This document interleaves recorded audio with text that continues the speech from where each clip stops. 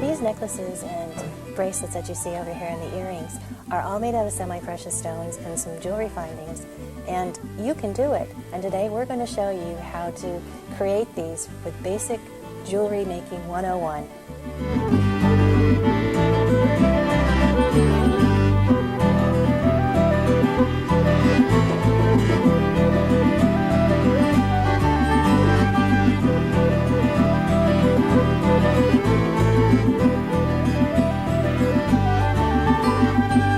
And welcome to You Can Do It.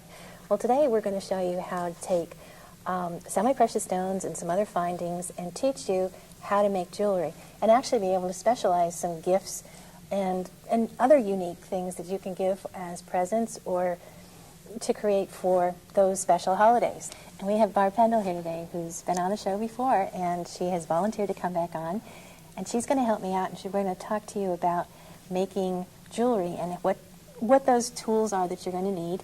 And Barb has had a little bit of experience in the past, just a little bit. So she's going to share some ideas of her own. So thanks for coming on. I appreciate it. The pressure's on now. Yes, it is. My goodness. Okay. Well, first of all, I want to start talking about the tools that you're going to need. There are some basic things that you'll want to have. To start with are wire cutters and some pliers. So these wire cutters are small. They're great for using, the really tiny wires. Another type of plier is this kind of flat plier, which is plastic coating, some of them come Teflon coated. And what it will do is when they grasp the wire and the beads, they won't rip them or they won't scratch them. The other thing that you'll want are long-nosed flat pliers. And these are great for gripping. They're also great for crimping, which we'll talk about a little later. And when I first started making jewelry a long time ago, I didn't know there were a couple other pliers available. And so I learned and taught myself how to make loops with these flat nose, and it's difficult. So one thing I would say to you is if you're going to buy any pliers, buy these. And what they are is they're rounded at the end in the nose versus flat. I don't know if you can see the difference, but it will make a big difference when you go to make loops because the right tools will help you create the loop that you're going to need. Now, a person at a craft shop could point you in the right direction, too. They should be able to. Most of these things that you will be able to find in your craft stores, and some of them now in the craft stores, like with these, they came in a set. You can get what are called like grids that you can put pegs in and actually shape wire. And there's other tools that you can coil wires and stuff. And these happen to be in a package with one of the grids. And sometimes you'll find these round nose pliers also. But you should be able to ask anybody in your local craft store, and they'll be able to point you in the right direction. Wonderful. The other thing is, if you really get into this and you want to do stuff, you're going to find limited supplies in your craft store, especially when we start talking about findings and things as far as sterling silver and 14-karat gold. And I'll explain where you can get some of that stuff. But some of the other basics things that you're going to need are some type of a tape measure so that you can measure, like for necklaces and wrists, for bracelets. And then there's also filament, monofilament. Now this, I picked up the other night in the craft store just to show you. This is 25 yards of monofilament. Now, this is not stretchy, but it's clear. I picked this up in the fishing department. This is monofilament. And I didn't realize it until after I got over there. It tells you on the back of this, don't look at this, but this is 6-pound test.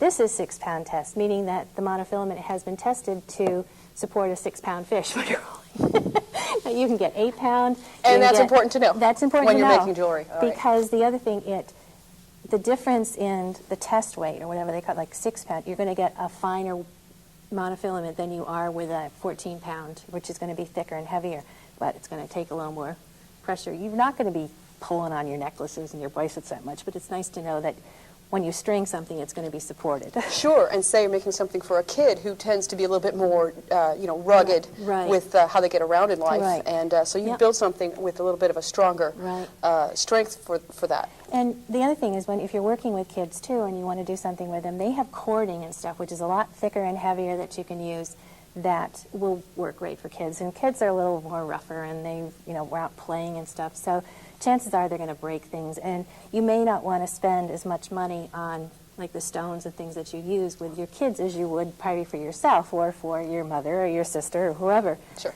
So the other things that you're going to need are some findings. Now these are French hooks that you can make earrings out of. I have some sterling silver, which are right here, and these are silver tone. These silver tone are readily available in your craft store. You can find sterling silver, and I have in the craft store. Here are some gold toned French hooks, and then these are 14 karat gold. The 14 karat gold I haven't found around here in the craft stores. I've actually been finding a lot of my sterlings and 14 karat golds on the internet. And like anything else, do a search on jewelry findings, and you'll come up with a slew of people and do some price comparisons. Some of the other things that you're going to need are, when you're doing bracelets and necklaces, are loops or some type of a hook. So we've got some lobster claws. This is one. Here's another variety of a lobster claw. This is another type of a clasp closure. And actually, Barb, I'm going to grab this one back.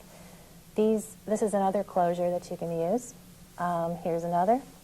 These right here are jump rings, and jump rings will allow you to connect things together, like ends of, when you get to the end of your string or you're putting on your clasps. Crimp beads. Crimp beads are really tiny, and we're going to show you how to use those, but those are to help you seal off the end of your monofilament. Now, I just put these beads out. This is a variety. Those are sterling silver and 14 karat gold, but they go from 4 millimeter, which is a small one, 6 millimeter, and 7 millimeter. Now you can also get other types of spacers or findings and stuff. Here's some loops and some twists, and here are some other things that you can find in your craft stores. They also have watch faces available. So there's a number of things that you can do.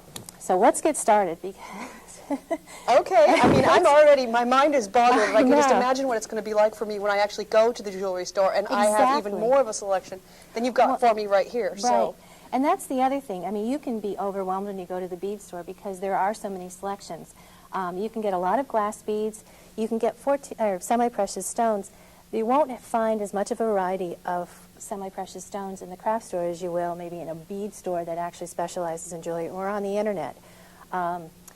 But if you have some idea and some ideas before you go in, it will help you, because otherwise you're going to be buying things that you probably won't need, or overbuying, or you may walk out of the store and still not have everything that you need. right, you don't have anything that matches, or Right. it just isn't going to work. Yeah. So sometimes if you have the time, pick some beads out in packages and use your imagination and try to lay stuff out. This is a tray that you can buy. These are actually very inexpensive. This sells for probably like $5, and I got it for 50% off, so I mean, they're really cheap. But it will help you once you get your beads home to sort of come up and lay out a design. And I've got some right here that I've already strung out. Mm-hmm. And basically, once you have defined what it is you want to do, and usually if you have like a focal point, like we do here, and add maybe 3 beads, start working from that point out. If you may have found one large bead that you really like, and that may become your focal point if it's a necklace, and then just work with beads that are color coordinated, along the rest of them. So this really helps you measure how long it is, It too. does. Is that right? Right. Okay. So once you've measured, and if you decided you wanted a 7-inch, let's say you're doing a bracelet, you can start at your center point at 0 with your first bead, and then work up on both sides till you have 4 inches on one side and 4 inches on the other, and you've got your 8-inch string of beads for a bracelet. And once you've done that, then you would take your monofilament. Well, let's do it. And you would string your beads. Okay. So we've already strung some, and to save time. Now the next thing we want to do, since we already have these done, is I'm going to have Barb take a crimping bead. Oh, the other thing I wanted to just mention while I've got this here, this is elastic monofilament. It does have a little bit of a give. The problem with the monofilament, the elastic monofilament, is that over time it does lose its elasticity. So if you're doing something with very expensive stones, you might want to not use this. And this is also memory wire. So if you wanted to string something, like for instance, here's one, it will pop back. Now, the crimping beads. What you do with your crimping beads is you take your, I'm going to have Barb show you, is you take your crimp bead and put it on your, let's see, on your filament. Okay.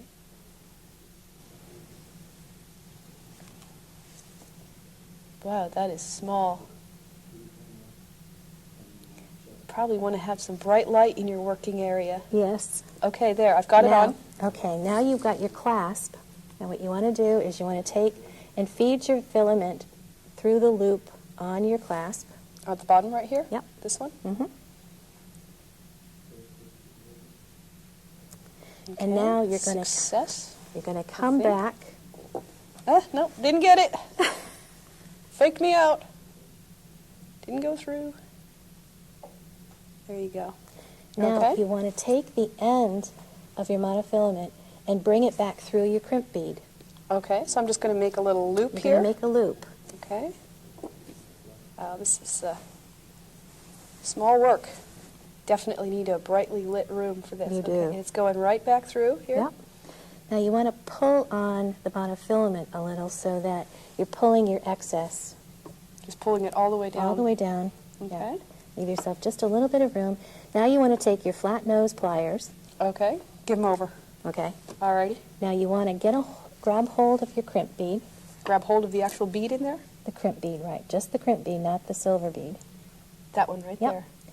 And get a good hold on it because now you're going to press it flat Uh-huh. and you're going to lock the filament in place. Just give it a good little push. Good push. Okay. And then how do you know that you've done it properly? Well, if you look at it, it looks flat, if you can tell. Oh yeah, look at that. The bead looks flat. Yep. So sometimes what I will do, I'll do it a couple of times just to make sure I've got it really secured. Sure. And now, the best thing to do is, if you can, is to take your excess monofilament and bring it through a bead or two on your bracelet before you cut it off. Boy, you're really challenging me, Barb. Hey, that's why I had you do it. I can't see. Hey, where's that contact lens? I know. Another contact lens of yours. Why don't you get in here and try this? I'm having trouble. It really is that It's really small tough. work. All right. Yeah. We're going to get down here and do this right. Small but fun.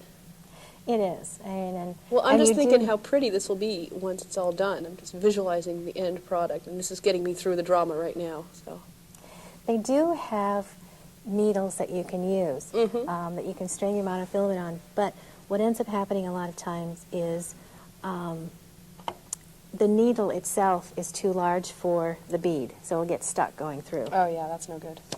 So now you've got that crimped, Yep. and just you want to cut off the excess monofilament as close as you can to the bead without cutting the actual string.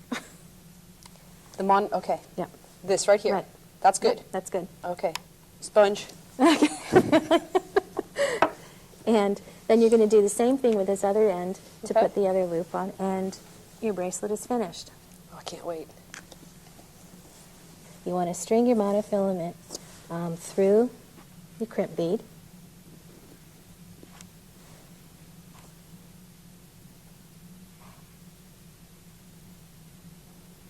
And now put your toggle on. Now you want to bring your monofilament back through the crimp bead. Mm-hmm. Hey, this one's going better already. Okay. And now you want to squeeze down on your crimp bead and lock it into position. Well, this was definitely more technical than I had ever experienced in my bead making really? past. Oh, yeah. I mean, this looks like a professional piece of jewelry. It's amazing. So now you take a little excess and string it through the other beads. Sure. It'll help finish it off a little. And because otherwise if you cut it too close to the crimp bead, even though you're using monofilament, which is clear, if you were using another color wire or if you were using another color of thread, you could see the little end. Right, and this is just like a little extra assurance so it won't pull out Right. either. Well, come here, you little thing. And this is Okay. very detailed work. Oh, my You want to goodness, work in a yes. very well-lit area. You may even want to buy a magnifying table or A magnifying glass or glass something of like something that. where you have, so you can actually see the stuff. Because some of these beads, when you get into the really tiny stuff, it's very hard to see. So there you go. Wow, you can put it on Sure, or? sure, I'll put it on. Okay. There you go. And this, oops, comes through here. Yeah. There you go. Wow. So now, I want to show you one other technique that you can use rather than using monofilament. And what I've done here is I've taken some beads here. This is mother of pearl and it's hematite. And I've strung them on wire. And I've actually just taken some wire. This is a head pin. And one of the things I'm going to do is I'm going to take, I don't know if you can see, on the very end of this there's a flat tip. And these head pins are actually made for earrings. But you can also buy just coils of wire and use that. But I'm going to use this. I'm just going to cut the end off. And where'd it go? It's gone. Well, let's take another one. It's gone to the place where that extra sock goes. Really? The dryer. Okay, so what I'm going to do is let me pull this out here, maybe you can see better, is I'm actually going to show you how to make these loops. And now the first thing you want to do is you want to take your head pin and you want to bend it at a 45-degree angle using your round nose pliers. Now, I'm going to sort of just clip a little more of this off. Leave about 1/4 of an inch from the corner. And I usually cup it because these little things will go flying. Let me take a look at that. Wow. So you've just bent it a little bit. Yep. Cool. So now, after you've bent that, what I'm going to do is take the round nose pliers and I'm going to come back here and grab this and holding on to the corner, see if I can do this. You're going to twist it around.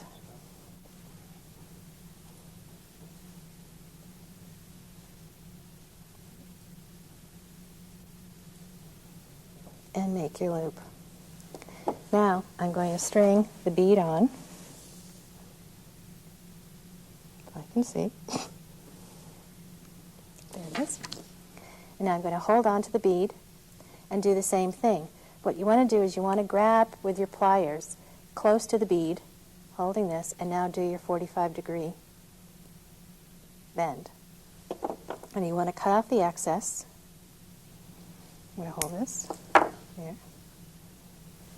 And again, you want to grab and you want to just turn. You just roll it back And on roll itself it. like that. Yep. Wow. So there you go. And now what you do is you take this and you get to the end of this and you just link them. And you close up. I don't know if you can see this, but you close up that link. Sure, you just close it down so that Right. it doesn't come apart So there again. you go. That's Great. one other thing that you can do. Wow. If you don't want to buy the monofilament, it is stronger. It will hold better. And that's that. Now the other thing we're going to show you is how to actually string some earrings. Now Barb has come up with some amethyst here beads and some silver beads, and we're going to do the same type of loop that we did using these head pins because Barb has sorry about that. She has a heart on the end that she wants to loop on here, and you're going to have to form something for it to grab hold of. So Okay, guide me. Show me the way. you're going to need these. Okay. And actually you're going to need these first. Okay. You want to take your head pin, and you want to clip off that flat end of it. Okay. And watch it because it will go flying. Just guard Yep. a little bit. Okay.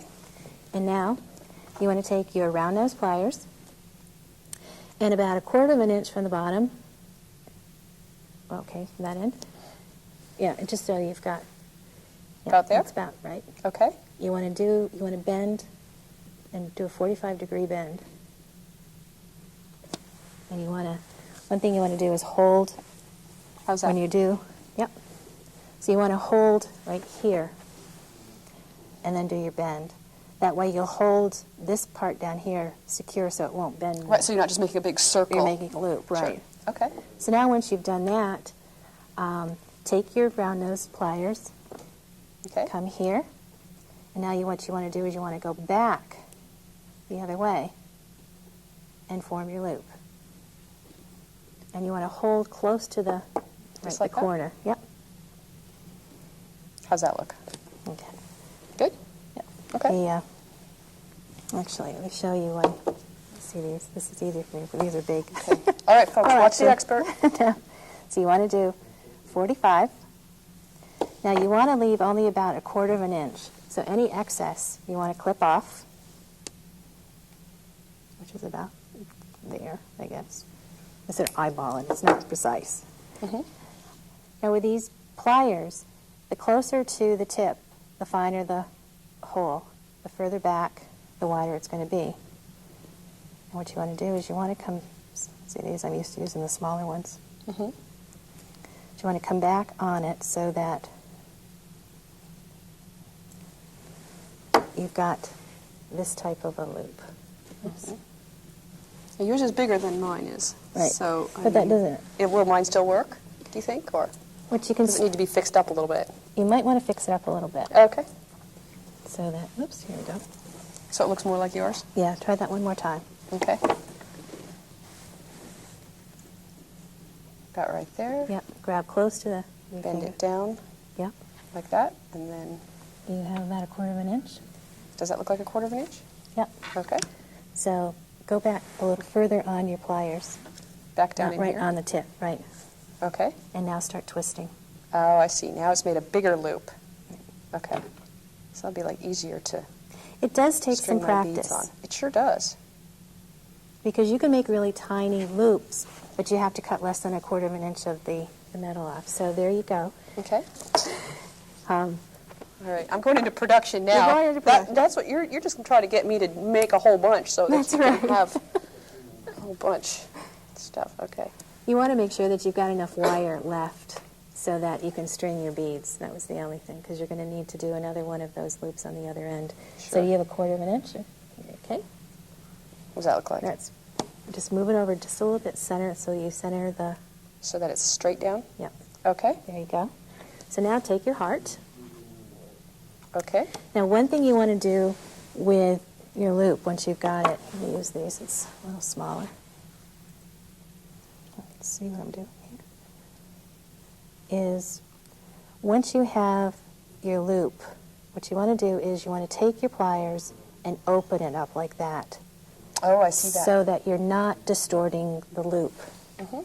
So when you have your loop, rather than open it like this, you want to open it like that, Sideways. sideways. Okay. So now put your heart on, Okay. and now close your loop. Okay, I can use these? Yep. Okay.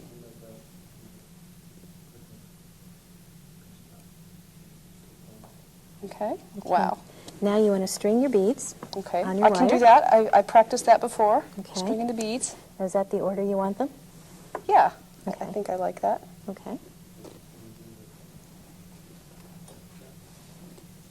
Wow, I feel like fashion designer now, really. Okay. Okay. Now, you've got that, great. So now your French wires are the same thing. They're already pre-made, they already have the loop, but again, like with the loop we just did, what you want to do is you want to open it. I can see what I'm doing here. You want to open it sideways, so that, I don't know if you can see that, Mhm. and then you want to create another loop over here, Okay. doing the same thing. You want to come right down to the bead, All the way down there. all the way down, do a 45. Okay. Want to cut off the excess wire. Okay. About right there? I always cup it because it goes flying. Yeah. Need my safety glasses. Really? And then just twist. I'm and getting create good your at this loop. part. Oh man, these are going to look so good when I finally get them on. Okay, get this done. There you go. Is that good? Now take your French wire. Okay. So I'm just going to hook that right in there. Now because there's a bead on this, sometimes you can get French wires without beads, but you want to make sure your bead is back up on the French hook before you close it. Okay, Yep. does that look about right? That looks good. Right on. So there you go. I'm going to put it on right now. Okay. Oh, that's right. You've got more. I have to get rid of my other earrings. I know. I was a punk when I was in high school, and I got all the piercings and stuff, but, you know, kind of looks like about like that. Yeah. Nice. Great. So basically, that's what you need. You know, these are the basic steps for creating jewelry. There's a lot more that you can do, but this will get you through most any project that you want to do, including like the charms that they have on wine glasses when you string your beads. There are so many things that you can do. I mean, even light pulls, you name it, you can coordinate to your decor or your outfit, and the people that you want to give gifts to.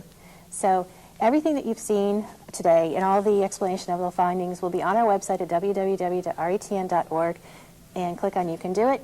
And I want to thank Barb for coming on. Thank you. Appreciate it. I loved it. As always, thank you.